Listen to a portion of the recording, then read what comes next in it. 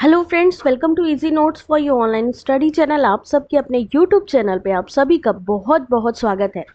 Friends, आज का जो हमारा क्लास होने वाला है वो है important higher education body in India. यानी यहाँ पर हम आपको जो अपेक्स एजुकेशनल बॉडीज़ हैं, जो इंडिया की जो शीर्ष शैक्षिक निकाय हैं, यानी एजुकेशनल जो यहाँ पर काउंसिल्स हैं, बॉडीज़ हैं, उनको आपको यहाँ पर दिखाने वाले हैं with full form, with year. आपको यहाँ पर पूरा एक्सप्लेनेशन मिलेगा। तो स्टार्ट करते हैं आज की सीरीज़ को। लेकिन स्टार्ट करने से पहले, जैसा कि आपको पता है, मैं हर बार कहती हूँ भाई लाइक कर दिया करो, जल्दी से लाइक कर दीजिए वीडियो को। और सब्सक्राइब नहीं किया है तो सब्सक्राइब कर लीजिए, क्योंकि आज यहाँ पर बहुत ही इंपॉर्टेंट क्लास होने वाली है। देख सकते हैं नेक, AICTE, national council for teacher education. पहली बात तो यहाँ पर देख सकते हैं किससे रिलेटेड आज का हमारा टॉपिक होने वाला है। ठीक है, नेक जिसका कि फुल फॉर्म है national assessment and accreditation council, NCTE, national council for teacher education. Start करते हैं। यहाँ पर आपके सामने सबसे पहले ही लेकर आते हैं नेक। इसका फुल फॉर्म याद रखिएगा, राष्ट्रीय मूल्यांकन और प्रत्यायन परिषद, नेक। इंग्लिश हिंदी दोनों में दिखेगा, तो आराम से कॉन्सेंट्रेट होकर के देखिए। 1986 में राष्ट्रीय शिक्षा नीति ने भारत में उच्च शिक्षा में गुणवत्ता आश्वासन के विचार की शुरुआत की। इसके बाद UGC के तहत अखिल भारतीय तकनीकी शिक्षा परिषद यानी AICTE और राष्ट्रीय मूल्यांकन और प्रत्यायन परिषद, जिसको हम कहते हैं नेक, के तहत राष्ट्रीय प्रत्यायन बोर्ड NBA का गठन किया गया। नेक की स्थापना भारत में गुणवत्तापूर्ण उच्च शिक्षा को बनाए रखने के उद्देश्य से 1994 में की गई। मैचिंग में ये क्वेश्चन आता है जहां पर आपको नेक से रिलेटेड ईयर पूछा जाता है। तो आपने ये चीज़ ध्यान रखनी है। यहाँ पर ये जो PDF है, जो चीज़ मैं हाईलाइट कर रही हूँ और जो चीज़ आपके सामने है, उसको मेरे साथ साथ पढ़ते चलिए, ठीक है।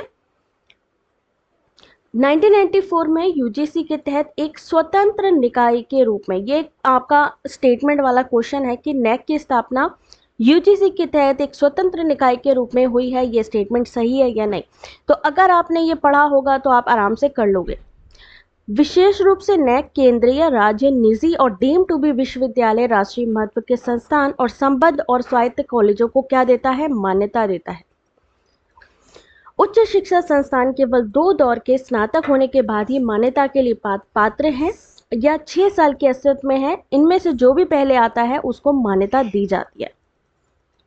अब इम्पोर्टेंट चीज क्या है? विश्वविद्यालय अनुदान आयोग द्वारा किसको मान्यता प्राप्त होना चाहिए? विनियमन जो 2012 है उसमें जो कहा गया है, नेक के द्वारा मूल्यांकन जो है 7 मानदंडों पर किया जाता है। ये आपसे कोड वाले क्वेश्चन में पूछा जा सकता है कि बताइए नेक में कौन सी चीज़ों को फॉलो करना पड़ता है। ठीक है, दैट इज पाठ्यचर्या के पहलू, शिक्षण, सीखना, मूल्यांकन, अनुसंधान, परामर्श और विस्तार, बुनियादी ढांचा, सीखने के संसाधन, छात्र सहायता, प्रगति, शासन, नेतृत्व, प्रबंधन, नवाचार और सर्वोत्तम अभ्यास। ठीक है, उसके अलावा यहाँ पर ग्रेडिंग का भी सिस्टम रहता है। ये तो पूरा डिटेल आप पढ़ लेना। जो मैं शॉर्टकट में बता सकती हूँ वो मैं आपको शॉर्टकट में बता रही हूँ, important detail. Neck full form national assessment and accreditation council. 1986 में इनिशिएटिव था नेशनल पॉलिसी ऑन एजुकेशन का, और यहाँ पर इसकी स्थापना की गई थी 1994 में। It was after this that the National Board of Accreditation was formed under the All India Council for Technical Education, AICT, and the National Assessment Accreditation Council, NAC, under the UGC। किसके under आएगा? UGC के अंतर्गत आएगा। ठीक है।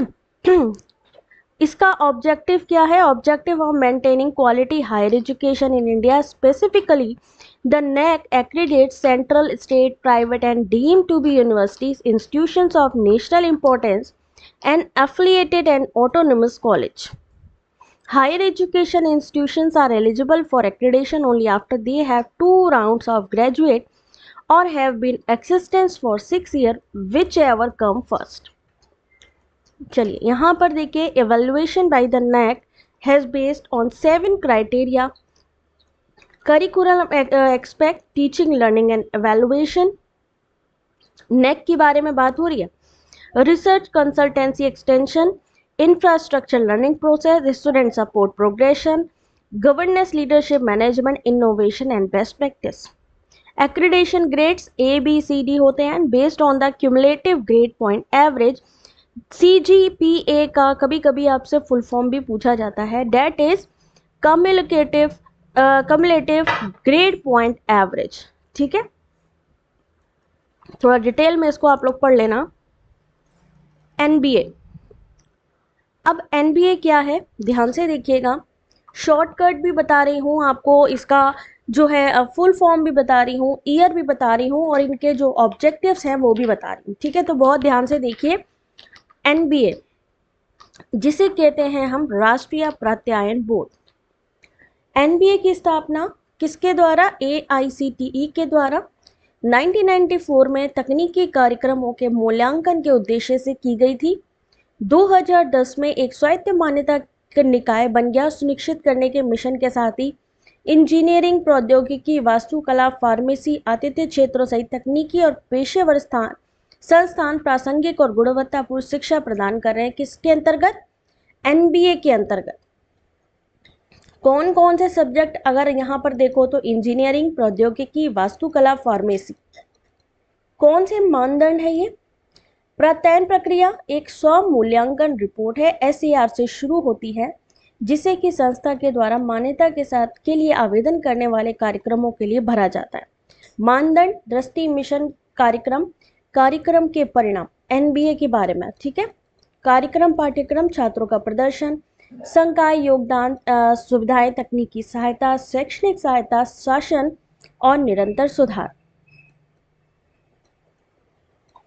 यहाँ पर देखिए थोड़ा सा और ध्यान से, NBA संस्था को प्रत्यायन के लिए 3 संभावित स्थितियों में से एक प्रदान करता है: मान्यता प्राप्त, अनंतिम रूप से मान्यता प्राप्त या मान्यता प्राप्त नहीं। संस्थान को 5 साल के लिए मान्यता प्राप्त का दर्जा प्राप्त होता है यदि उसे 750 अंक और 9 मानदंडों में से प्रत्येक में 60% प्राप्त होता है। किसके तहत? NBA। ये बहुत इंपॉर्टेंट है इसलिए इसको मैं हाईलाइट कर रही हूँ। इंग्लिश में देखते जाइए। NBA was established by the AICTE in 1994 with the purpose of evaluating technical programs. It became an autonomous accreditation body in January 2010 with a mission to ensure that technical and professional institutions, including those in the engineering, technology, architecture, pharmacy, and hospitality fields, are providing relevant and quality education. ठीक है, the accreditation process starts with self-assessment. That is very important point. SAR, that is a self-assessment report, which is to be filled out by the institution for the program that are applying for accreditation. SAR covers the following criteria. Self-assessment report covers which type of criteria? That is vision, mission and program educational objectives, program outcomes, program curriculum, student performance, faculty contribution, facility, technical support, academic support, governance and continuous improvement. ठीक है, यहाँ पर ये इसको highlight करी हूँ, यहाँ पर आपको इसको ध्यान रखना है। The NBA assigned the institution one of 3 possible statuses for accreditation: accredited, provisionally accredited or not accredited. The institute receives a status of accredited for 5 years if it gets a minimum of 750 points and a minimum 60% in each of the 9 criteria. चलिए next देखिए, next है आपका UGC। चलिए इसकी detail देखिए। विश्वविद्यालय शिक्षा के मानकों के समन्वय, निर्धारण और रखरखाव के लिए 1956 में संसद के एक अधिनियम के द्वारा स्थापित एक वैधानिक संगठन है। धारा कौन सी है आपकी? 12B लगती है। आपसे ये भी पूछा जा सकता है कि कौन से उसमें आती है धारा B। ठीक है, और 1956 अधिनियम के तहत आयोग पात्र विश्वविद्यालय कॉलेजों को अनुदान दिया जाता है। किसके अंतर्गत? UGC के अंतर्गत। इसके क्षेत्रीय कार्यालय आपसे पूछे जाते हैं, कितने हैं? तो 6 क्षेत्रीय कार्यालय हैं। कौन कौन से हैं? नई दिल्ली के साथ साथ बेंगलोर, पूछा जाता है ये, बेंगलोर, भोपाल, गुवाहाटी, हैदराबाद, कोलकाता, पुणे, ये सब इसके क्या है, क्षेत्रीय यानी रीजनल ऑफिस हैं। 6 क्षेत्रीय कार्यालय हैं, याद रखिएगा। उसके बाद आगे बढ़ते हैं, इंग्लिश में भी देख लीजिए। UGC is a statutory organisation establishment by an act of parliament 1956 for the coordination, determination and maintenance of standard of university education. Apart from providing grant to eligible universities and colleges, the commission also advise the central and state government on the measures which are necessary for the development of higher education. It function from new Delhi. इसका जो main office है वो कहाँ पे है, new Delhi में है। As well as its 6 regional office that is located in Bangalore, Bhopal, Guwahati, Hyderabad, Kolkata and Pune. Next topic आपका है एनसीईआरटी। क्या फुल फॉर्म होता है, राष्ट्रीय शैक्षिक अनुसंधान और प्रशिक्षण परिषद। राष्ट्रीय शैक्षिक अनुसंधान और प्रशिक्षण परिषद भारत सरकार का कैसा है, स्वायत्त संगठन है। स्थापना कब हुई थी, 1 सितंबर 1961 को। इन क्वेश्चंस को जो मैं आपको दिखा रही हूँ या तो ये स्टेटमेंट में आएंगे, ठीक है, जहां पर आपसे पूछा जाएगा कि एनसीईआरटी भारत सरकार का एक स्वायत्त संगठन है या नहीं। दूसरा स्टेटमेंट दिया जा सकता है कि इसकी स्थापना 1 सितंबर 1961 को सोसाइटी पंजीकरण अधिनियम के तहत की गई थी। बताइए ये दोनों स्टेटमेंट सही है कि गलत। ठीक है, पहला तो इस तरीके का क्वेश्चन हो सकता है स्टेटमेंट वाला, दूसरा हो सकता है मैचिंग, जहां पे एनसीईआरटी, यूजीसी, एआईसीटी, एनसीटीई इनके बारे में लिखा होगा और उसके सामने उसके ईयर लिखे होंगे। ठीक है, जो भी इंस्टीट्यूशन है वो लिखा होगा और उसके सामने उसके ईयर लिखे होंगे कि कब वो स्टैब्लिश हुआ, तो आपको वो बताना है। या फिर अगर आपसे ईयर नहीं पूछा गया तो उनके जो ऑब्जेक्टिव हैं, ध्यान रखिए इन इंस्टीट्यूशन को कहाँ कैसे यूज किया जाता है। मैचिंग में 2 तरीके का देखने को मिला, एक या तो ईयर पूछा जाएगा या फिर उसके ऑब्जेक्टिव। ठीक है, यानी वो किस लिए काम करते हैं। चलिए यहां पर देखिए, 1 सितंबर 1961 को सोसाइटी पंजीकरण अधिनियम के तहत साहित्यिक, वैज्ञानिक धर्मार्थ सोसाइटी के रूप में इसकी स्थापना की गई। इसका मुख्यालय नई दिल्ली श्री अरबिंदो मार्ग पर स्थित है। किसका, एनसीईआरटी का। स्कूली शिक्षा के लिए पाठ्यक्रम संबंधी मामलों में ये शीर्ष निकाय है। स्कूली शिक्षा से संबंधित शैक्षणिक मामलों पर केंद्र और राज्य सरकार को सहायता और सलाह भी देता है। कौन, एनसीईआरटी। यह भारत में कई स्कूलों की सहायता और तकनीकी सहायता भी प्रदान करता है। ठीक है, स्कूली शिक्षा को बढ़ावा देना, उसमें जो भी चीज़ों की रिक्वायरमेंट है उसको फुलफिल करना, किस में आता है, आपका आता है एनसीईआरटी में। एनसीईआरटी की जो अलग अलग इकाइयां हैं, कौन कौन सी यूनिट से अगर हम बात करें, राष्ट्रीय शिक्षा संस्थान नई दिल्ली, ध्यान से देखिएगा यहाँ पे, राष्ट्रीय शिक्षा संस्थान नई दिल्ली, केंद्रीय शिक्षा शैक्षिक प्रौद्योगिकी संस्थान, ये किसकी इकाई है। आपसे ये भी पूछा जा सकता है कि बताइए एनसीईआरटी से इनमें से कौन सा जुड़ा है, तो आपको पता होना चाहिए कि पंडित सुंदरलाल शर्मा केंद्रीय व्यावसायिक शिक्षा संस्थान जुड़ा है, किससे, एनसीईआरटी से। क्षेत्रीय शिक्षा संस्थान अजमेर, क्षेत्रीय शिक्षा संस्थान भोपाल, क्षेत्रीय शिक्षा संस्थान भुवनेश्वर, मैसूर, ये सब किससे कनेक्टेड हैं, आपके एनसीईआरटी से कनेक्टेड हैं। ठीक है, हायर एजुकेशन में इससे डीप नॉलेज आपको कहीं नहीं मिल सकती। उत्तर पूर्व क्षेत्रीय शिक्षा संस्थान एनसीईआरटी से कनेक्टेड है। National council of educational research and training यानी एनसीईआरटी स्टैब्लिश हुआ था कब, 1 सितंबर 1961 as a autonomous organisation of the government of India as a literary, scientific and charitable society under the Societies Registration Act. Its headquarters are located at Sri Aurobindo Marg in New Delhi. NCERT is an apex body for curriculum related matters for school education in India. किसके लिए famous है ये, NCERT आपकी school education के लिए famous है। It assists and advise the central and state government On academic matters related to school education, it also provides support and technical assistance to a number of schools in India and oversees many aspects of enforcement of education policy.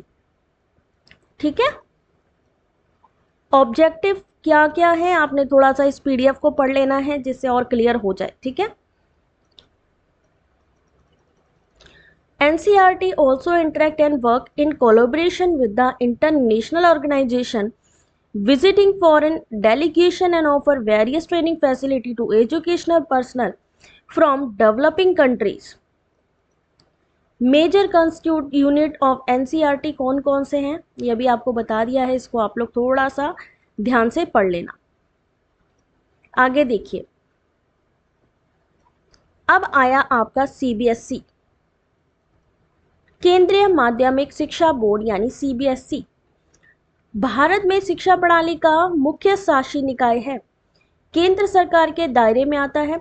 सरकारी और निजी स्कूलों के लिए यह शिक्षा board है. Board 10 और 12 के लिए अखिल भारतीय वरिष्ठ स्कूल प्रमाण पत्र परीक्षा के लिए हर वसंत में अंतिम परीक्षा आयोजित करता है. बोर्ड परीक्षा में या बोर्ड भारत में कई कॉलेजों में इंजीनियरिंग और वास्तुकला में स्नातक पाठ्यक्रम में प्रवेश के लिए AIEEE, लेकिन अब इस समय क्या हो रहा है, सीबीएसई की जगह ये आयोजित की जा रही है एनटीए के द्वारा. अब मोस्टली जितने भी एग्ज़ाम हैं वो एनटीए के द्वारा भी आयोजित किए जा रहे हैं. ठीक है, तो पहले क्या होता था, सीबीएसई कंडक्ट कराती थी. सीबीएसई पहले एनटीए का एग्ज़ाम भी, यूजीसी नेट का भी कराती थी, लेकिन अब क्या कर रहे हैं, एनटीए करा रही है. एनटीए क्या है, नेशनल टेस्टिंग एजेंसी. चलिए, बहुत डिटेल अच्छी सी है, आप लोग को तो बस 10 मिनट लगेगा इस पूरी पीडीएफ को पढ़ने के लिए. पढ़ लेंगे तो काफ़ी चीज़ें क्लियर हो जाएंगी. Central board of secondary education, another main governing body of education system in India. It comes under the purview of central government. It is a board of education for public and private schools. The board conducts final examination every spring for all India senior school certificate examination for class 10 and 12. The board also annually conducts the AIEEE exam for admission to undergraduate courses in engineering and architecture in numerous colleges of India. ठीक है. It also conduct AIPMT यानी All India Pre-Medical Test for admission for major medical colleges in India. I think ये भी इस समय NTA करा रहा है. Council of Indian School Certificate Examination यानी CISCE. CISCE अब ये क्या चीज़ है, भारत में स्कूली शिक्षा का एक निजी और गैर सरकारी बोर्ड है. प्राइवेट है ये और नॉन गवर्नमेंट बोर्ड है ये. इसमें 2 परीक्षाएं, Indian certificate of secondary education यानी ICSE, Indian school of certificate यानी ISC आयोजित की जाती है. ISC आपने देखो सुना होगा, 10th 12th में. CBSE बोर्ड है, ICSE बोर्ड है, यूपी बोर्ड है. तो ये जो ICSE बोर्ड है ये क्या है, ये CISE जो है उसकी तरफ से कराया जाने वाला एग्ज़ाम है. ये 2 तरीके के एग्ज़ाम कराती है. एक कराती है Indian certificate of secondary education, दूसरा इंडियन स्कूल सर्टिफिकेट. ठीक है. उसके बाद 1952 में शिक्षा मंत्री मौलाना अबुल कलाम आज़ाद की अध्यक्षता में एक अखिल भारतीय प्रमाण पत्र परीक्षा सम्मेलन आयोजित किया गया था. सम्मेलन का मुख्य उद्देश्य एक अखिल भारतीय परीक्षा द्वारा विदेशी कैम्ब्रिज स्कूल प्रमाण पत्र परीक्षा के प्रतिस्थापन पर विचार करना था. इस परिषद की उद्घाटन 1958 को और पंजीकरण अधिनियम, सोसाइटी पंजीकरण अधिनियम कब 1860 के तहत किया गया. 1973 में परिषद को सार्वजनिक परीक्षा आयोजित करने के लिए निकाय के रूप में दिल्ली स्कूल शिक्षा अधिनियम 1973 में सूचीबद्ध किया गया. ठीक है. CISCE full form council of India school certificate examination conduct कराता है ICSE एग्जाम और ISC exam, that is Indian certificate of secondary education and Indian school certificate. यहाँ पर आप फुल फॉर्म भी इन सब के याद करते रहिए, इवन इनका जो ईयर है वो भी याद रखना है. ठीक है.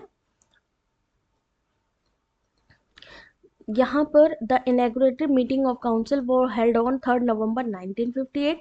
The main purpose of the conference was to consider the replacement of the overseas Cambridge school certificate examination by an all India examination.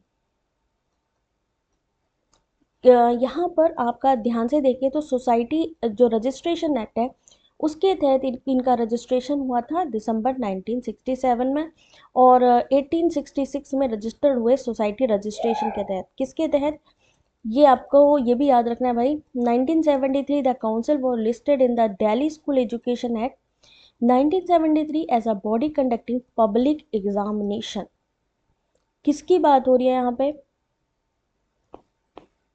पढ़ रहे हो कि नहीं पढ़ रहे हो भाई.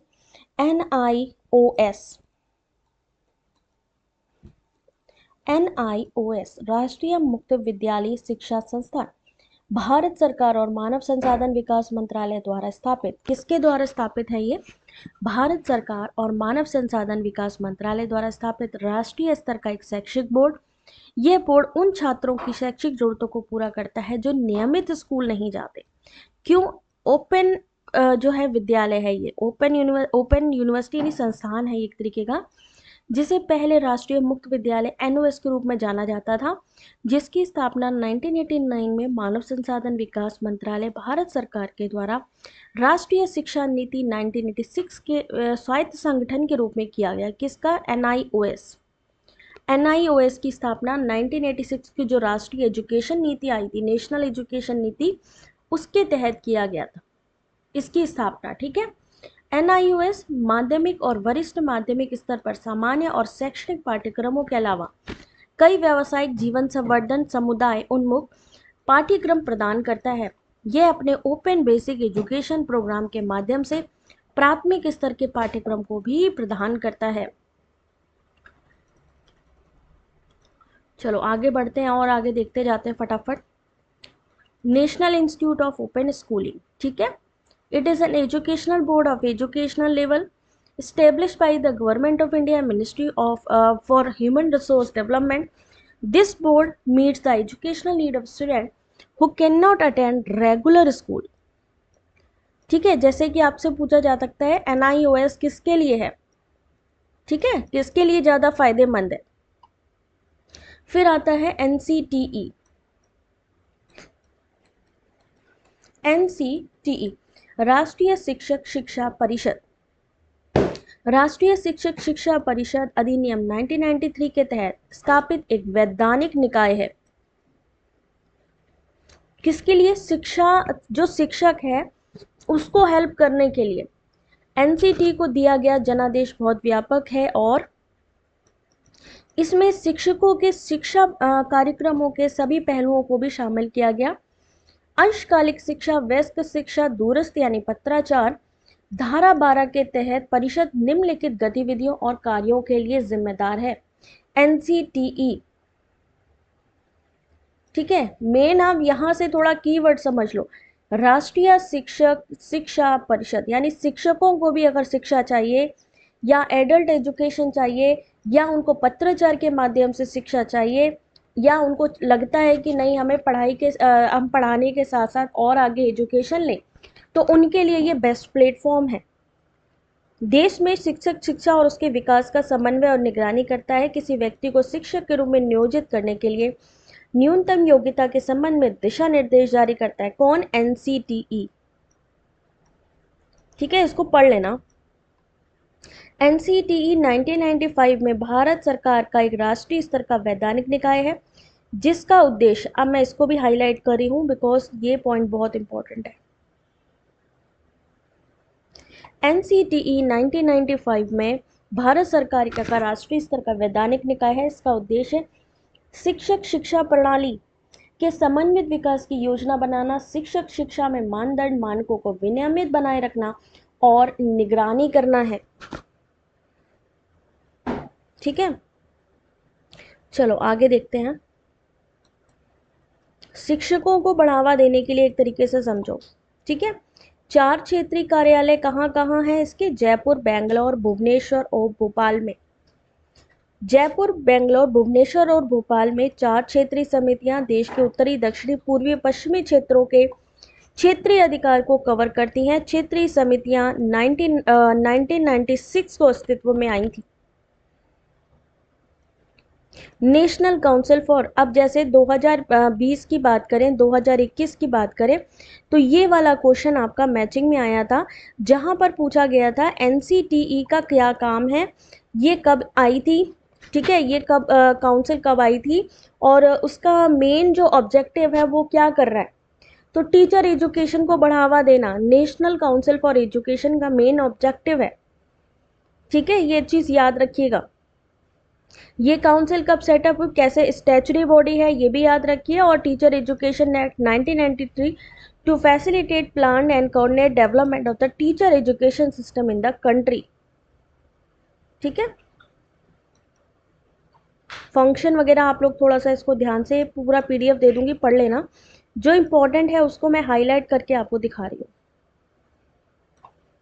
NCTE is a national level statutory body of the government of India। ये आ सकता है स्टेटमेंट 1 में। स्टेटमेंट 2 में आ सकता है it establish in 1995। Its objective is to plan coordinate development of the teacher education system, regulate maintain and monitor norms and standard in teacher education, ठीक है। जो मेन हाइलाइट्स हैं वो तो मैं आपको बता रही हूँ, बट ये जो लिखा है ना, आपने इसको पढ़ना है। एनसीटीई के जो 4 रीजनल ऑफिस हैं वो कौन से हैं, जयपुर, बेंगलोर, भुवनेश्वर, भोपाल। ये समझ लो, अगर आपने ये पढ़ लिया ना तो यहां से आपके क्वेश्चन तो पक्का आएगा। उसके अलावा रीजनल जो कमिटीज हैं वो कब आई थी एग्जिस्टेंस में, 6 जनवरी 1996।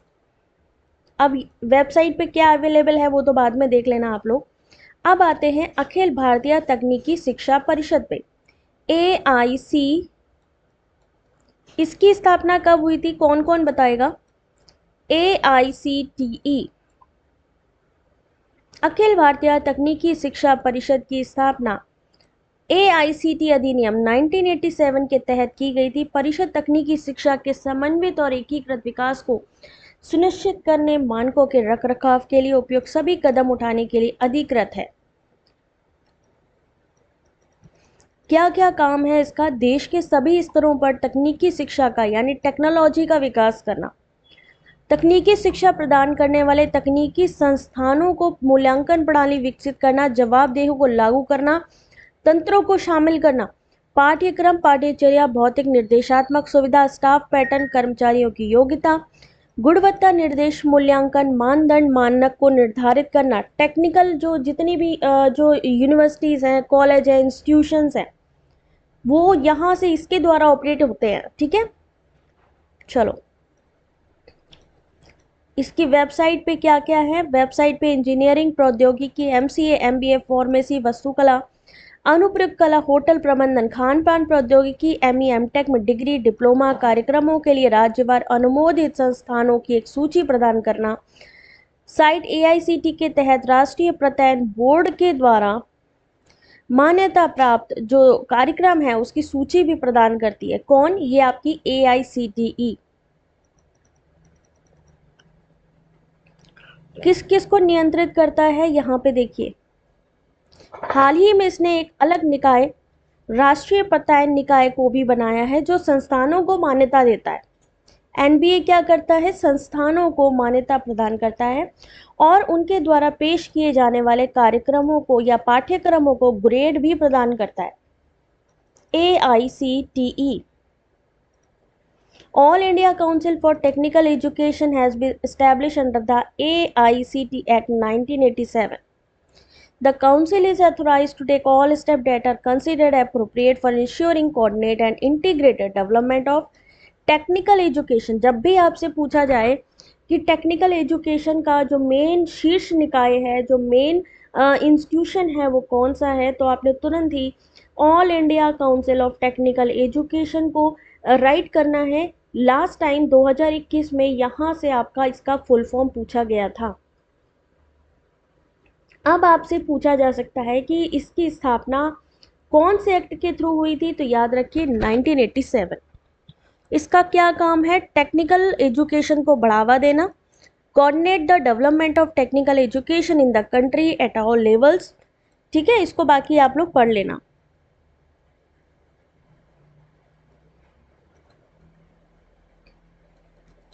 क्या क्या अवेलेबल है साइट पे ये भी पूरी डिटेल है, बट इतना पढ़ाने में थोड़ा सा टाइम जाएगा, सो मैं जल्दी जल्दी जो कवर हो सकता है मैं वो कवर कर रही हूँ। ठीक है, चलिए अभी देखिए, कृषि अनुसंधान परिषद ICAR, जैसे आपका UGC नेट होता है ऐसे ही आपने सुना होगा ICAR नेट होता है।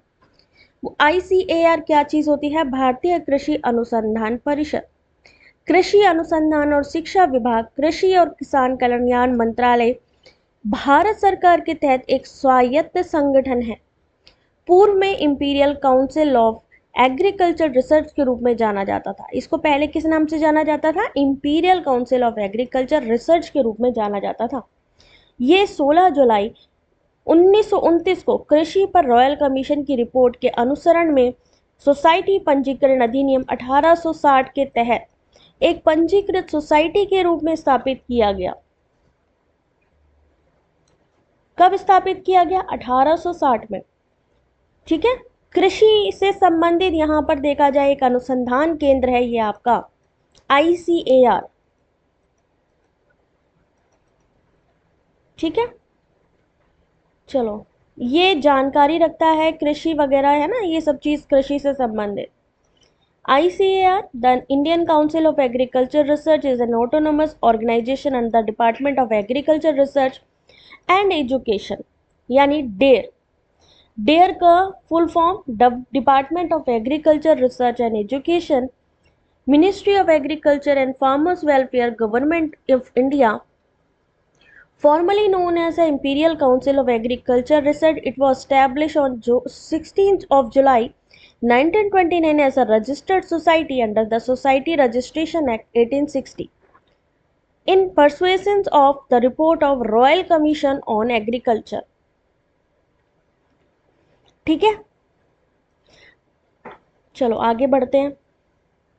और कौन सा इंस्टीट्यूशन हो सकता है बताते जाओ भाई। अखिल भारतीय प्रबंधन संघ जो होता है वो क्या चीज होती है?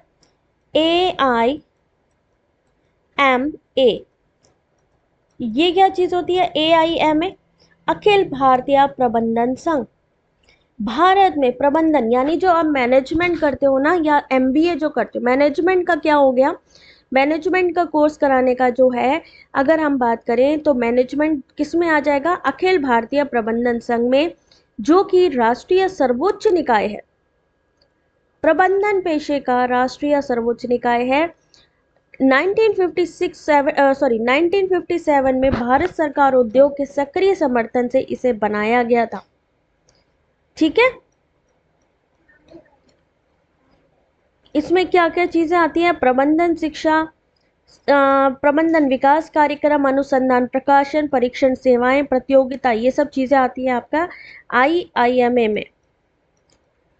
AIMA, All India Management Association, is national apex body of the management profession in India। अगर आपसे पूछा जाए कि बताइए इंडिया में कौन सी ऐसी बॉडी है या कौन सा ऐसा एसोसिएशन है जो मैनेजमेंट की हाईएस्ट एपेक्स बॉडी है, या हाईएस्ट यानी सबसे शीर्ष निकाय मैनेजमेंट का कौन सा है, तो आपको याद रखना है ऑल इंडिया मैनेजमेंट एसोसिएशन। यानी जितने भी एग्जाम कंडक्ट कराए जाते हैं मैनेजमेंट, MBA का कैट एग्जाम वगैरह जितने भी होते हैं, ये सब के सब कौन कंडक्ट करवाता है? All India management association. AIMA was created with the active support of the Government of India and industry in 1957। Full form, year और ऑब्जेक्टिव आपको याद रखने हैं, मेन इस चीज का ध्यान रखिए। ठीक है, BCI क्या है? BCI क्रिकेट कंट्रोल बोर्ड वाला लग रहा है ना थोड़ा थोड़ा, बट क्या है ये? Bar council of India. Bar council of India किसके लिए है ये? संसद के द्वारा अधिवक्ता अधिनियम 1961 के तहत इसकी स्थापना की गई। धारा 7 के तहत निम्नलिखित वैधानिक कार्य भारत में कानूनी पेशे और कानूनी शिक्षा के लिए बार काउंसिल के नियामक और प्रतिनिधि जनादेश को कवर करते हैं। अभी हमने देखा टेक्निकल नॉलेज, टेक्निकल यानी जो इंजीनियरिंग से जुड़े होते हैं, ठीक है। फिर हमने देखा मैनेजमेंट से जुड़ा है AIMA। फिर अब आ गया आपका लॉ से जुड़ा, यानी हर सब्जेक्ट जो भी हम पढ़ते हैं, जिस भी सब्जेक्ट में हम मास्टर डिग्री लेते हैं या हम PhD करते हैं, तो वहां से जुड़ा कोई ना कोई शीर्ष निकाय जरूर होता है जो आपकी एजुकेशन को बढ़ावा देता है। तो यहाँ पर कानूनी पेशे को बढ़ावा देने के लिए अधिवक्ता अधिनियम 1961 के तहत संसद के द्वारा बार काउंसिल ऑफ इंडिया की स्थापना की गई थी। और कौन कौन सी चीज़ों को कवर किया जाता है इसमें, BCI कानूनी शिक्षा के लिए मानक भी निर्धारित करता है। अगर आपसे पूछा जाए कि कानूनी शिक्षा के लिए कौन सा निकाय है, तो आपको याद रखना है BCI। विश्वविद्यालयों को मान्यता प्रदान करता है जिनकी कानून की डिग्री एक वकील के रूप में नामांकन के लिए योग्यता में काम करती है। 10 अप्रैल 2010 को बार काउंसिल ऑफ इंडिया ने एक अखिल भारतीय बार परीक्षा आयोजित करने का संकल्प लिया था, जो कि एक वकील की कानून का अभ्यास करने की क्षमता का परीक्षण करती है। यह परीक्षा 2 बार आयोजित की जाती है। BCI ने शोध और कानून के निर्देश के लिए national law school of India university की स्थापना भी की है। बहुत सारे क्वेश्चंस बनेंगे यहां से। Bar council of India, the bar council of India is a statutory body created by Parliament to regulate and represent the Indian bar. We perform the regulatory function by prescribing standard of professional conduct and etiquette and by exercising disciplinary jurisdiction over the bar. The Bar Council of India was established by Parliament under the Advocate Act 1961. The following statutory functions under Section 7 over the Bar Council: regulatory and representative mandate for legal profession and legal education in India. कुछ बच्चों को इनके बारे में नहीं पता है, लेकिन जिनको नहीं पता है, जिनको पता है उनकी तो कोई बात ही नहीं है, उनका रिवीजन हो जाएगा। लेकिन जिनको नहीं पता है इन सब चीज़ों के बारे में, वो ये पढ़ लें, क्योंकि यहाँ से 100% क्वेश्चन आएगा। अब CDAC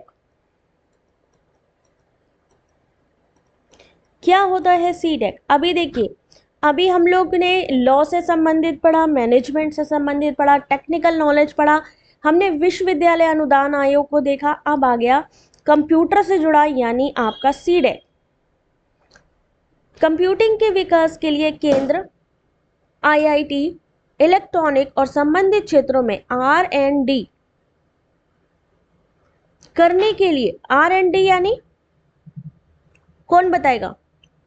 इलेक्ट्रॉनिक और सूचना प्रौद्योगिकी मंत्रालय का प्रमुख R&D संगठन है। 1988 में CDAC की स्थापना की गई। स्वयं सुपर कंप्यूटर का निर्माण संयुक्त राज्य अमेरिका द्वारा सुपर कंप्यूटर के आयात से इनकार करने के संदर्भ में की गई थी। तब से CDAC 1988 में 1GF के साथ परम से शुरू होकर सुपर कंप्यूटर की कई पीढ़ियों का निर्माण कर रहा है। यानी अमेरिका ने मना कर दिया था हम लोग को सुपर कंप्यूटर देने के लिए, तब ये CDAC ही था जिसने सबसे पहले यहाँ इंडिया में जो है कंप्यूटर को बढ़ावा दिया। और उसके अलावा परम से लेकर के जो सुपर कंप्यूटर है, जो लेटेस्ट कंप्यूटर है, वो सब बना रहा है। ठीक है। IT क्रांति में बढ़ावा देने के लिए कौन सा इंस्टीट्यूट है? CDAC। आगे देखिए इंपॉर्टेंट चीजें। सुपर कंप्यूटर की परम श्रृंखला CDAC के द्वारा अन्वय वर्कफ्लो स्वचालित जीनोम विश्लेषण के लिए एक वर्कफ्लो वातावरण तैयार करता है। नेम स्केप आधारित यूनिक ID प्रोजेक्ट का सर्च इंजन है। गरुड़ भारत की राष्ट्रीय ग्रिड कंप्यूटिंग पहल है।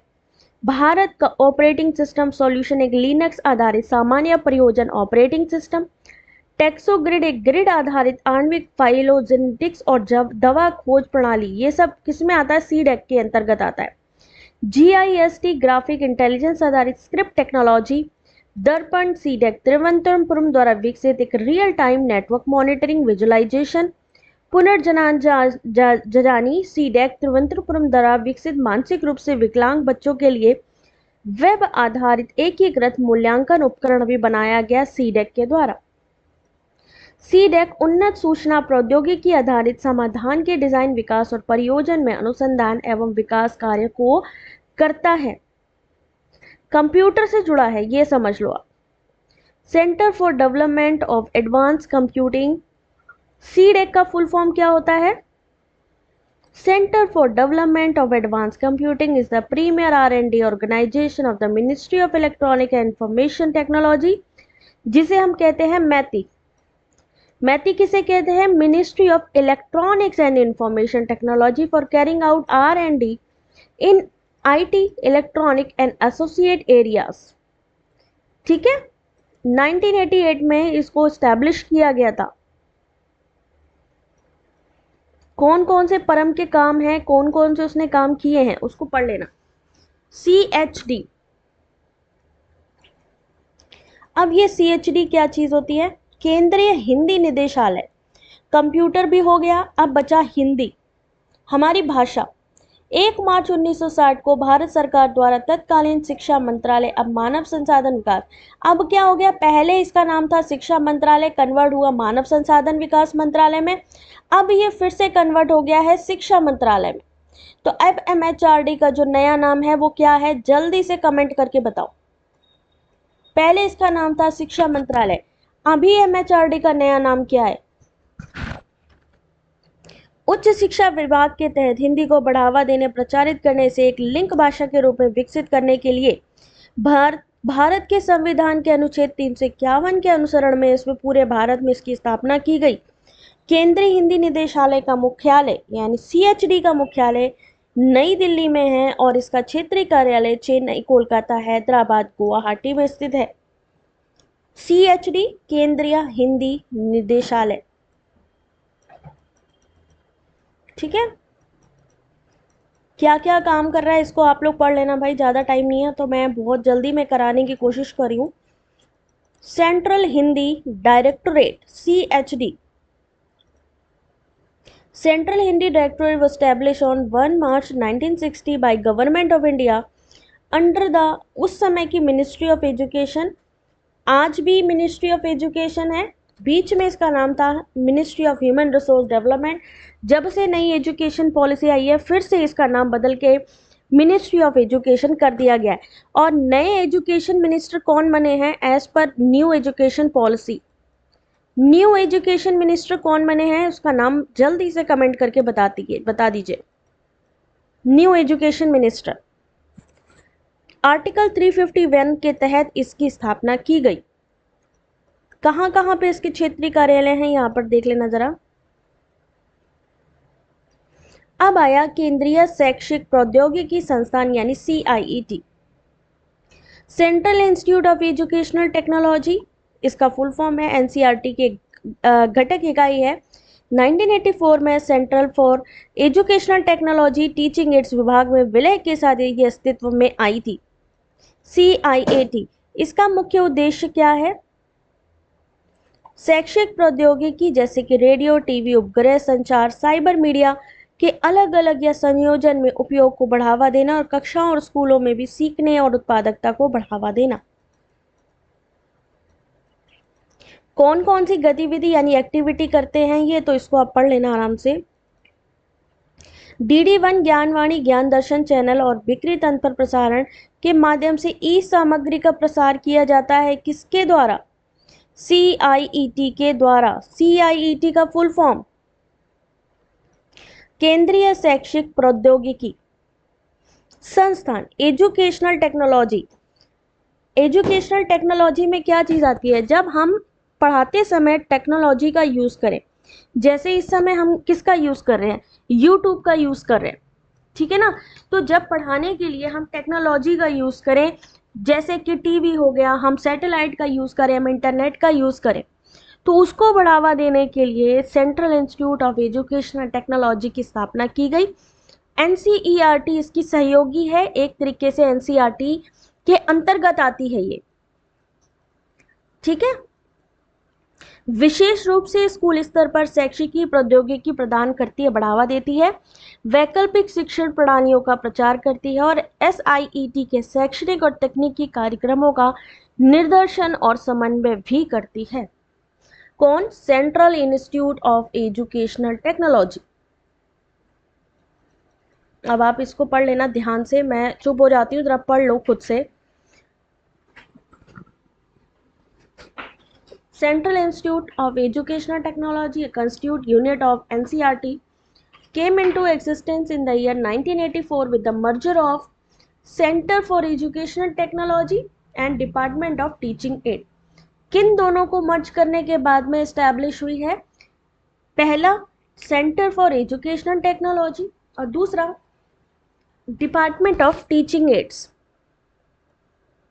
टीचिंग एड्स कौन कौन से होते हैं? इसका वर्क क्या है पढ़ लेना जरा, ठीक है। टीचिंग एड्स कौन कौन से होते हैं? NROER फुल फॉर्म क्या होता है? National repository of open educational resources. सब पढ़ते जाओ, बहुत ही शॉर्ट में है, बहुत सारी चीजें इसमें, अगर आप पढ़ लोगे तो काफी चीजें क्लियर हो जाएंगी आपकी हायर एजुकेशन से। CIEFL, CIEFL का फुल फॉर्म है केंद्रीय अंग्रेजी और विदेशी भाषा संस्थान। भारत में अंग्रेजी और विदेशी भाषाओं में उच्च शिक्षा प्रदान करने के लिए एक राष्ट्रीय उद्यान है, राष्ट्रीय संस्थान है ये, ठीक है। शैक्षिक मीडिया अनुसंधान केंद्र CIEFL हैदराबाद में 1985 में अस्तित्व में आई, ठीक है। संस्थान एक शैक्षिक उपकरण के रूप में टेलीविजन की क्षमता का दोहन करने, तेजी से विस्तार का उपयोग करते हुए छोटे और दूर स्थानों के छात्रों के लिए गुणवत्तापूर्ण उच्च शिक्षा को सुलभ बनाने के उद्देश्य से आई। अंग्रेजी और विदेशी भाषा विश्वविद्यालय हैदराबाद की स्थापना 1958 में हुई थी सेंट्रल इंस्टीट्यूट ऑफ इंग्लिश के रूप में। इसमें बाद में 3 प्रमुख विदेशी भाषाओं को भी शामिल किया गया, तो जो थी जर्मन, रूसी, फ्रेंच को छोड़कर इसका नाम बदलकर क्या कर दिया गया? Central institute of English and foreign language, ठीक है। अब आगे देखते हैं। CIEFL में भारत में अपनी तरह का एकमात्र ऐसा विश्वविद्यालय है जो विशेष रूप से अंग्रेजी और अन्य विदेशी भाषा को सीखने और पढ़ाने के लिए समर्पित है। अंग्रेजी, अरबी, फ्रेंच, जर्मन, जापानी, रूस और स्पेनिश में भाषा कार्यक्रम प्रदान करता है। इसके 3 परिसर हैं जहां पर ये शिक्षा मिलती है, जो कि है आपका हैदराबाद, लखनऊ और शिलोंग, ठीक है। CIEFL the central institute of English and foreign language, यानी जिनको हायर एजुकेशन चाहिए, भाई ऐसा तो है नहीं है कि सिर्फ अपने इंडिया के लोग ही हैं, बाहर से भी बहुत से बच्चे आते हैं एजुकेशन लेने के लिए अपने इंडिया में। अब मान लीजिए वो कोई बाहर की फॉरेन लैंग्वेज जानते हैं, तो हमारा जो सिस्टम है, जो गवर्नमेंट है, वो ये चाहती है कि उन लोगों को उनके लैंग्वेज में भी जो है एजुकेशन दे सके। तो उसके लिए यहाँ पर एक जो यहाँ पर इंस्टीट्यूट बनाया गया वो था central institute of English and foreign language, जो कि प्रोवाइड करता है higher education in English and the other foreign languages, ठीक है। चलिए आगे देखिए।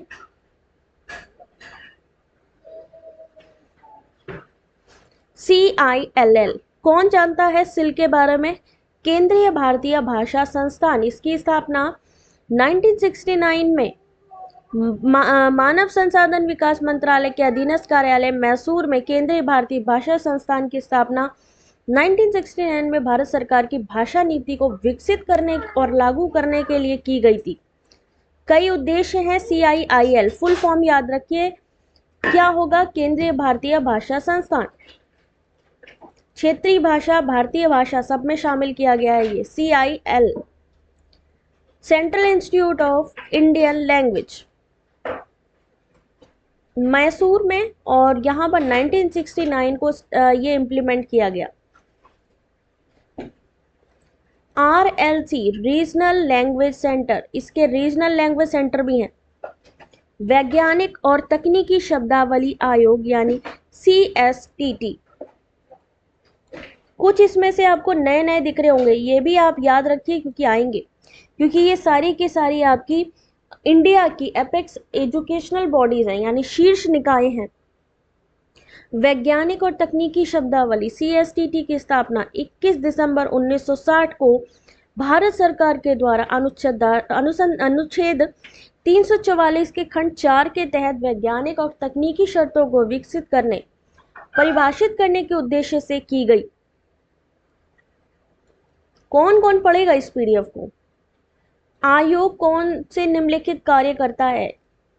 ये पढ़ लेना, बहुत ही इंपॉर्टेंट है। CSST हिंदी और अन्य आधुनिक भारतीय भाषाओं के लिए एक समान प्रौद्योगिकी के लिए विकास के लिए काम करती है। यह विश्वविद्यालय स्तर के अलावा सभी शैक्षिक स्तरों, प्राथमिक उच्च शिक्षा पर पुस्तकों और पत्रिकाओं के लिए भाषा प्रौद्योगिकी के विकास में शामिल है। CSTT commission of scientific and technical technology, ठीक है।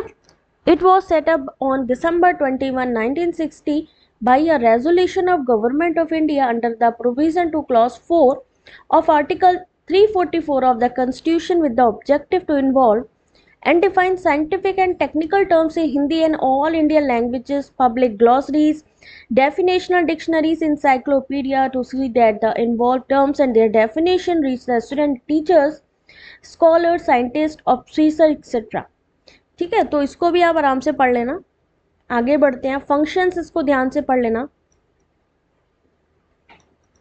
COA वास्तुकला परिषद, इसका गठन कब किया गया? 1972 के तहत किया गया।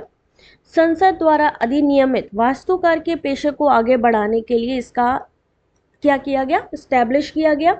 वास्तुकला परिषद का गठन भारत सरकार के द्वारा आर्किटेक्ट अधिनियम, अब ये देखो कहाँ पे इंपॉर्टेंट पॉइंट है ये वाला, ठीक है। अधिनियम 1972 के तहत किया गया। 1 सितंबर 1972 को ये लागू हुआ। अधिनियम आर्किटेक्ट के पंजीकरण और उससे जुड़े यानी वास्तुकला से संबंधित है, वास्तुकला को बढ़ाने के लिए, ठीक है। अधिनियम अभी बता दिया मैंने। उसके अलावा बात करते हैं और कौन सा बचा है भाई? Council of architecture constituted under the provision of the Architect Act 1972।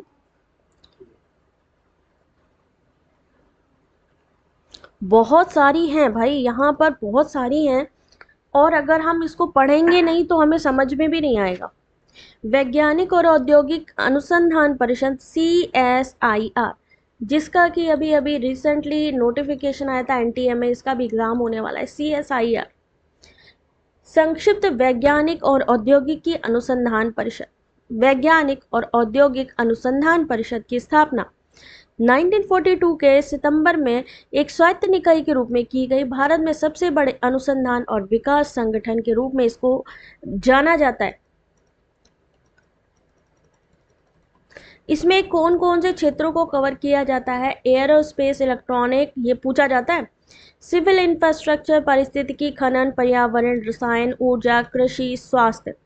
एक तरीके के साइंटिस्ट से जो जुड़ी है, जो साइंस से चीजें जुड़ी होती हैं वो आती हैं इसमें आपके, ठीक है।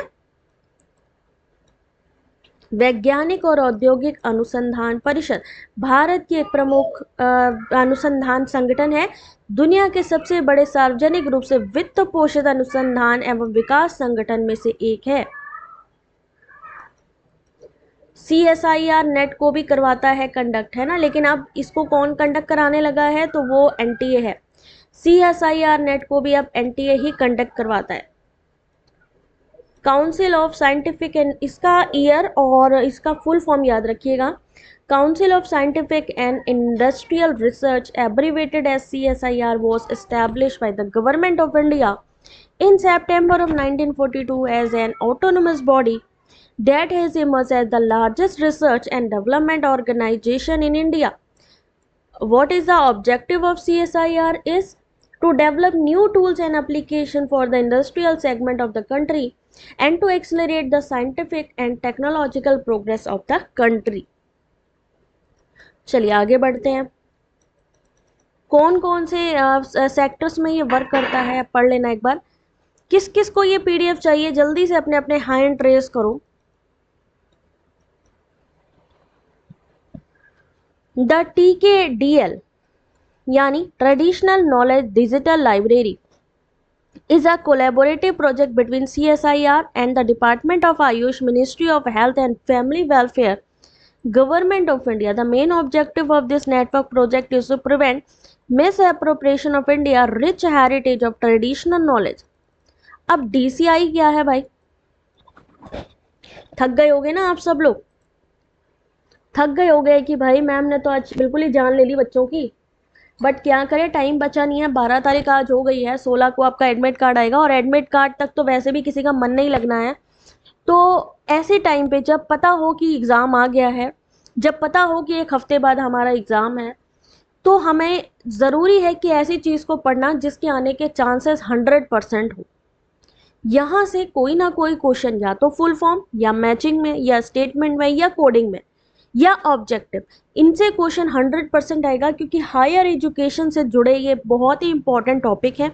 जब हम इंडिया की बात करते हैं, इंडियन एजुकेशन की बात करते हैं, तो वहाँ पर इन सब का नाम सबसे नंबर 1 पे आता है।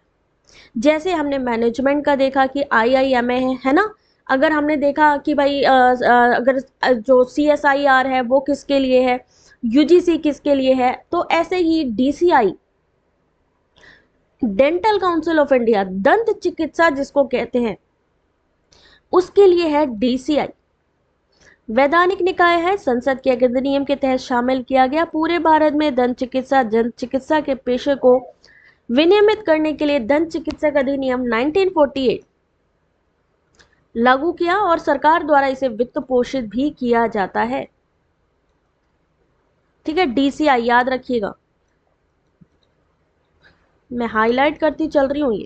ये एक स्टैचुरी बॉडी भी है।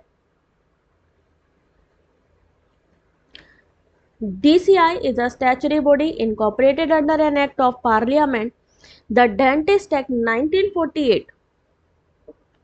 ठीक है, क्या क्या काम है वो आप पढ़ लेना आराम से। MCI, DCI डेंटल से रिलेटेड है, MCI किससे रिलेटेड है, भारतीय चिकित्सा परिषद से।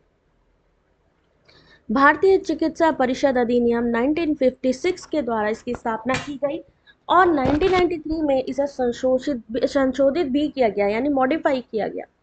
परिषद को भारत में विश्वविद्यालय या चिकित्सा संस्थानों द्वारा मान्यता प्राप्त चिकित्सा योग्यता प्रदान करने के लिए आवश्यक चिकित्सा शिक्षा के लिए न्यूनतम मानकों को निर्धारित करने का अधिकार भी है।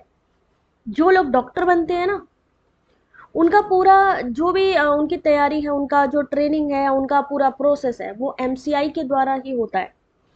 वैधानिक निकाय का क्या मतलब होता है, यानी वो जो यूनिवर्सिटी है, वो जो संस्थान है, वो वैलिड है।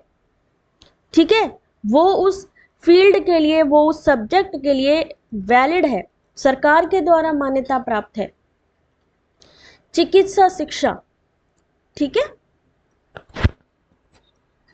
MCI, medical council of India, पूछा जाता है what is the full form of MCI, that is Medical Council of India, was set up by the Indian Medical Council Act 1956, amended in 1993. The council is empowered to prescribe minimum standard for medical education required for granting recognized medical qualification by universities or medical institution in India. Council is empowered to make regulation relating to, अब कौन कौन से regulations इन्होंने किस तरीके से बनाए हैं उसको तो आपने ही पढ़ना है। PCI फार्मेसी, भारतीय फार्मेसी परिषद, जिसे केंद्रीय परिषद के रूप में भी जाना जाता है, 1948 की धारा 3 के तहत इसका जो है, इसकी स्थापना की गई थी। पढ़ लेना भाई बहुत जल्दी जल्दी, थोड़ा मौसम यहाँ पे खराब हो रहा है, तो मेरे को जल्दी से जल्दी बनाना है कि जिससे कि ये टॉपिक एटलीस्ट यहाँ पर तो कंप्लीट हो जाए। जितनी भी हाई अथॉरिटीज़ हैं एजुकेशन की इंडिया में, वो आप तक पहुँच जाए। The Pharmacy Council of India, also known as a Central Council, was constituted under Section 3 of the Pharmacy Act 1948। तो भाई जल्दी से लाइक भी कर दो यार, इतनी इंपॉर्टेंट चीज़ पढ़ाई जा रही है। आपके जो भी टेलीग्राम ग्रुप हो, फेसबुक हो, इंस्टाग्राम हो, वहाँ पर भी ये वीडियो शेयर करिए, क्योंकि ये वीडियो फ्री है, साथ ही PDF भी मिलने वाली है। ठीक है, और लाइक तो करना ही है। The PCI control pharmacy education profession in India up to graduate level. The council prescribe the minimum standard of education for qualification as a pharmacist. The council prescribe, क्या प्रिस्क्राइब करती है ये आपने पढ़ना है भाई। भारतीय नर्सिंग परिषद, नर्सेस के लिए नर्सिंग परिषद अधिनियम 1947 के तहत गठित एक वैधानिक निकाय है। नाम से ही समझ में आ रहा है क्या चीज है ये, है ना। INC, Indian Nursing Council Act 1947, responsible for regulation and maintenance of a uniform standard of training for nurses, midwives, auxiliary nurse, midwives and health visitors। ठीक है, और बाकी क्या क्या काम करता है भाई पढ़ लेना। सेंट्रल काउंसिल ऑफ होम्योपैथी 1973 के तहत यहाँ पर इसकी स्थापना की गई थी। होम्योपैथी से रिलेटेड है आपका CCH, central council of homeopathy.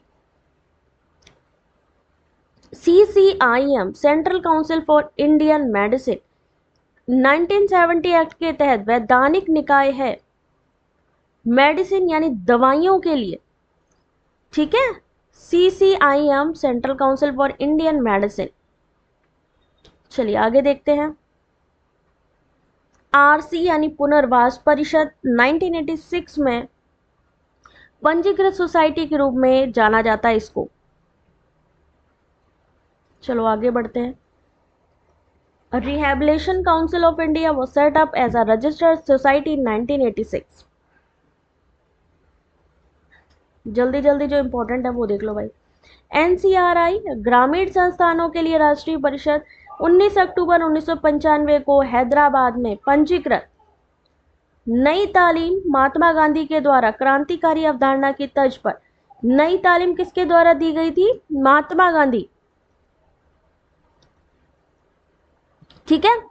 National council of rural institute autonomous society fully funded by the ministry of HRD, government of India, registered on 19 October 1995 with its headquarter at Hyderabad.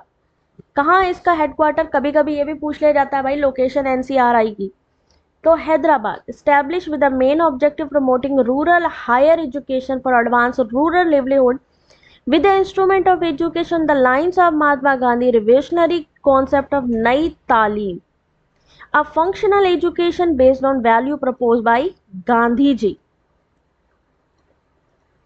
राज्य उच्च शिक्षा परिषद यानी शिक्षा पर राष्ट्रीय नीति का पालन करते हुए राज्य सरकार ने राज्य उच्च शिक्षा परिषद की भी स्थापना की।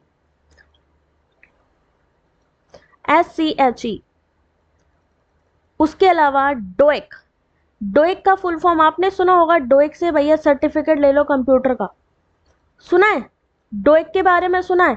डोएक का फुल फॉर्म आ गया तो क्या करेंगे? Department of electronic accreditation of computer courses. Certificate level और मास्टर लेवल के यहाँ पर अगर आपको देखा जाए कंप्यूटर के सर्टिफिकेट प्रोवाइड करता है आपको डोएक से, उसके मान्य होते हैं, डोएक से मिले आपके certificate. FTTI, film and television institute of India. चलो मैं जल्दी जल्दी करती जा रही हूँ, ठीक है। ICPR, Indian council of philosophical research.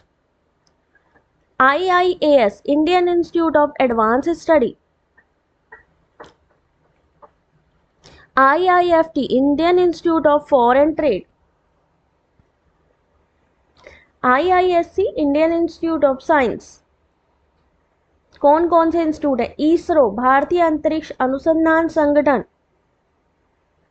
कहाँ पे है इसका मेन जो मुख्यालय है? ISI, Indian statistical institute. ICAI, institute of chartered accountants of India. Chartered accountant यानी आप जानते हो चार्टर्ड अकाउंटेंट बनाते हैं जो लोग। कंपनी सेक्रेटरी के लिए जो इंस्टीट्यूट है ICSI। IEG, institute of economic growth. IMS, गणितीय विज्ञान संस्थान। IOP, institute of physics. Jawahar Navodaya Vidyalaya. MCI, medical council of India. NEC, national assessment and accreditation council. National literacy mission NLM। NUEPA, national university of education planning and administration. यहां से आपका full form आया था last time, national university of education planning and administration, NUEPA. RCI, rehabilitation council of India.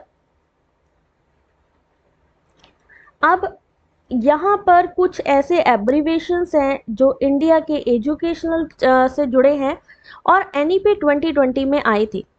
ABC short form educational abbreviation, full form in education. ABC का क्या है full form? Academic bank of credit. चलो पढ़ते जाओ फटाफट। AI artificial intelligence, AC autonomous degree granting college, AEC adult education centre, API application programming interface. यहां से आपका क्वेश्चन आता है आयुष। आयुष में लास्ट टाइम पूछा गया था कि यू का क्या मतलब है। आयुष में जो यू है ये क्या स्टैंड करता है, तो आपने बताना है ध्यान से। A for Ayurveda, Y for yoga, U for आपका हो जाएगा यूनानी, एस फॉर हो जाएगा सिद्ध और एच फॉर हो जाएगा homoeopathy. BEd bachelor of education, BEO block education officer, BITE block institute of teacher education, BOA board of assessment, BOG board of governor. ये आपके ये जो शब्द हैं आपके एनईपी में आए, ठीक है। केब इसका फुल फॉर्म आता है central advisory board of education. CBCS का फुल फॉर्म आता है choice based credit system. CBSE का आता है central board of secondary education. CIT central institute of educational technology, CMP career management and progression.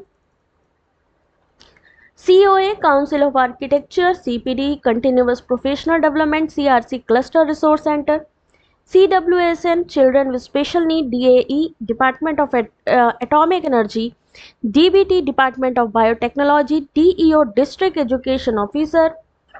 यहाँ से फुल फॉर्म आते हैं भाई, ध्यान रखियो। DIET district institute of education and training. Diksha का आता है digital infrastructure for knowledge sharing. What is the full form of Diksha? Digital Infrastructure for Knowledge Sharing, DSE, that is Directorate of School Education. DST, Department of Science and Technology. ECCE, Early Childhood Care and Education. EEC, Eminent Expert Committee. GCED, Global Citizenship Education. GDP, Gross Domestic Product। देखो कितनी सारी है। GEC का full form general education council, GER gross enrolment ratio. Primary में secondary में higher education में GER पढ़ के जाना है सबने, वो भी चलो मैं करवा दूंगी जल्दी। GFR general financial rule. HECI का फुल फॉर्म आता है higher education commission of India. HEGC higher education grant council. HEI higher education institution.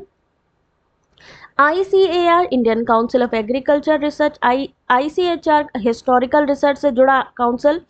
ICMR Indian council of medical research.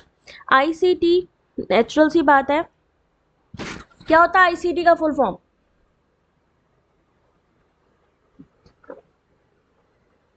IDP institutional development plan. IGNOU का full form आता है 1985 में इसकी स्थापना हुई थी, याद रखिएगा। 85 में हुई थी, 82 में हुई थी, ध्यान से बता देना जरा। IIM Indian institute of management. IIT Indian institute of technology. IITI Indian institute of translation interpretation. ITI industrial training institute. Master of education MED। MBBS bachelor of medicine and bachelor of surgery. MERU यहां से भी आता है multidisciplinary education and research university. MHRD बहुत सारा है भाई। MHRD MOE ministry of education. MOOC massive open online courses. MOU memorandum of understanding. MPhil master of philosophy. MWCD NEC national accreditation council. NACS national achievement सर्वे और NCC national cadet corps. NCERT national council of educational research and training. NCF national curriculum framework 2005। भाई इससे भी आता है question, आप याद रखिएगा, मैं बताती जा रही हूँ, बहुत ही इंपॉर्टेंट है। NCFSE national curriculum framework for school education, for teacher education, for vocational education. उसके अलावा NEP NCTE national council for teacher education. National curricular pedagogical framework for early childhood care and education, NCTE, NGO, NETF, HERC। कौन कौन पढ़ेगा? नीति का full form आता है भाई, national institution for transforming India, NIT, national institute of technology, NSQF, national skill qualification framework, NSSO, national sample survey office, NTA, national testing agency, OBC, ODL, परख। That is very important. परख में पूछा जा सकता है कि बताइए के का क्या मतलब है। यहाँ पे के का क्या होगा? Knowledge, performance assessment, review, analysis of knowledge for holistic development. PCI, PhD, PSSB। अब भाई तुम लोग पढ़ लो यार, बहुत हो गया, मेरा गला एकदम सूख रहा है, अब तो मेरे को जाना ही होगा। SDG, SCMC, इतने फुल फॉर्म है, आप ही लोगों ने पढ़ने हैं ये सब चीजें। सेज, स्पेशल एजुकेशन जोन, ठीक है। स्वयं का फुल फॉर्म, UDIs, यूनेस्को का full form, VCI, veterinary council of India. यहां पर इससे जुड़े क्वेश्चन भी आपसे पूछे जाते हैं। एक इस क्वेश्चन का आंसर देना, अगर अभी पढ़ा है आपने ध्यान से। मैं टाइम स्टार्ट कर रही हूं अब। अभी जो पढ़ाया है उसी से भी मैं क्वेश्चन पूछ रही हूं आपको। एक मैचिंग दी गई है, उसका आपको आंसर बताना है। क्या लग रहा है इसका option? RUSA, NCERT, AICT, NCTE, ऐसे ही क्वेश्चन आएंगे। इस क्वेश्चन का क्या आंसर होगा? लेटेस्ट पैटर्न है एग्जाम का ये। ऑप्शन नंबर 4, ठीक है, ऑप्शन नंबर 4 पढ़ लेना इसको जरा। जो पढ़ाया है उससे संबंधित क्वेश्चन कि कैसे क्वेश्चंस आते हैं। Which of the following criteria are the part of assessment by NAC, option number 4। ये सभी कैसे क्वेश्चंस आते हैं एग्जाम में वो भी पढ़ लेना। RUSA is a Department of Higher Education centrally sponsored scheme initiated in 2013. RUSA objective क्या है इसमें, ठीक है, पढ़ लेना भाई। NIRF, National Institution Ranking Framework, has been accepted by MHRD and launched in 2050. अभी अभी NIRF की जो लेटेस्ट रैंकिंग है वो भी मैंने आपको बताई थी।